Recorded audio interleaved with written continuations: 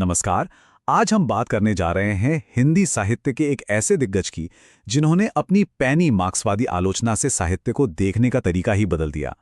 जी हां, हम बात कर रहे हैं डॉक्टर रामविलास शर्मा की। उन्होंने हिंदी आलोचना को एक नई, एक वैज्ञानिक और ऐतिहासिक दृष्टि दी। तो सवाल ये उठता है कि आखिर एक छोटे से गांव से एक पहलवान का बेटा हिंदी साहित्य के सबसे बड़े और प्रभावशाली आलोचकों में से एक कैसे बन गया। चलिए इसी सवाल का जवाब ढूंढते हैं और उनकी इस कमाल की यात्रा को समझते हैं। किसी भी बड़ी शख्सियत की कहानी उनकी जड़ों से ही शुरू होती है, तो सबसे पहले नजर डालते हैं डॉक्टर शर्मा के जन्म और उनके शुरुआती सालों पर, जिसने उनके बेमिसाल बौद्धिक सफर की नींव रखी। उनके जीवन की शुरुआत भी देखिए काफी अलग थी। 1912 में उनका जन्म हुआ और महज 14 साल की उम्र में उनकी शादी हो गई। लेकिन कमाल की बात यह है कि इतनी कम उम्र में शादी भी उनकी पढ़ाई के जुनून को रोक नहीं पाई। उन्होंने अपनी पढ़ाई जारी रखी और 1940 तक लखनऊ विश्वविद्यालय से पीएचडी भी पूरी कर ली। अब एक बहुत ही दिलचस्प बात, वो है उनके पिता गयादीन शर्मा का प्रभाव। वो एक पहलवान थे और उन्होंने अपने बेटे में सिर्फ शारीरिक अनुशासन ही नहीं बल्कि रचनात्मकता का एक अनोखा जज्बा भी भरा। कुश्ती और साहित्य, सोचिए, ये दोनों चीजें उनके व्यक्तित्व में शुरू से ही दिखने लगी थी। अच्छा, तो पढ़ाई पूरी करने के बाद डॉक्टर शर्मा ने दोहरी भूमिकाएं निभानी शुरू की। एक तरफ वो शिक्षक थे और दूसरी तरफ एक रचनाकार। चलिए देखते हैं कि कैसे ये दोनों पहलू उनके करियर का आधार बने। डॉक्टर शर्मा सिर्फ एक अकादमिक ही नहीं थे।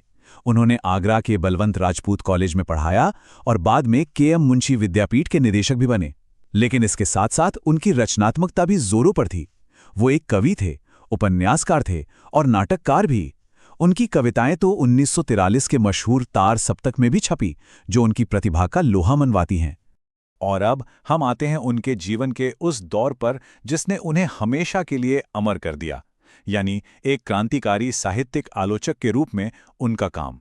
सच कहूं तो यही उनकी असली पहचान बनी। तो जो सबसे बड़ी बात थी वो ये कि उन्होंने हिंदी साहित्य में मार्क्सवादी आलोचना की नींव रखी। अब ये कोई मामूली आलोचना नहीं थी, नहीं, ये एक बिल्कुल साइंटिफिक नजरिया था। मतलब अब किसी कविता या कहानी को सिर्फ उसकी भाषा या सुंदरता के लिए नहीं देखा जा रहा था, बल्कि उसे इस बात पर परखा जाता था कि वो अपने दौर के समाज को, वहां की राजनीति को और आर्थिक हालात को कैसे दिखाती है। सीधी सी बात है, साहित्य को समाज का आईना मान लिया गया था। उनके आलोचना के कामों में जो सबसे ऊंचा मकाम है वो है उनके 3 खंडों वाले महाग्रंथ निराला की साहित्य साधना का। इसे हिंदी आलोचना की सबसे क्रांतिकारी किताबों में से एक माना जाता है, जिसने महाकवि निराला को समझने का पूरा नजरिया ही बदल कर रख दिया।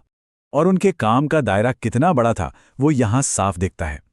निराला की साहित्य साधना के अलावा उन्होंने आचार्य रामचंद्र शुक्ल और हिंदी आलोचना और प्रेमचंद और उनका युग जैसी कितनी ही अहम किताबें लिखीं।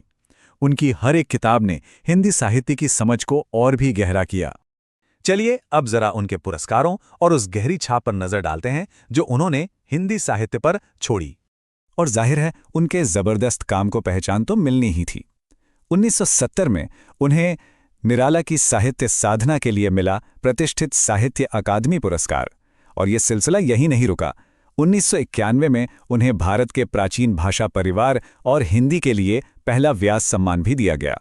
इन 2 बड़े पुरस्कारों के अलावा भी उन्हें कई सम्मान मिले, जैसे उत्तर प्रदेश हिंदी संस्थान की तरफ से भारत भारती सम्मान और दिल्ली हिंदी अकादमी की तरफ से शलाका सम्मान।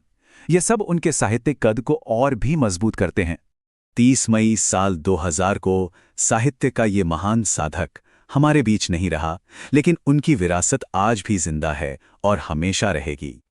और आखिर में हम इस सवाल के साथ अपनी बात खत्म करते हैं कि आज जब साहित्य में इतने नए नए सिद्धांत आ गए हैं, तब डॉक्टर शर्मा का समाज और इतिहास के चश्मे से साहित्य को देखने का तरीका कितना प्रासंगिक है।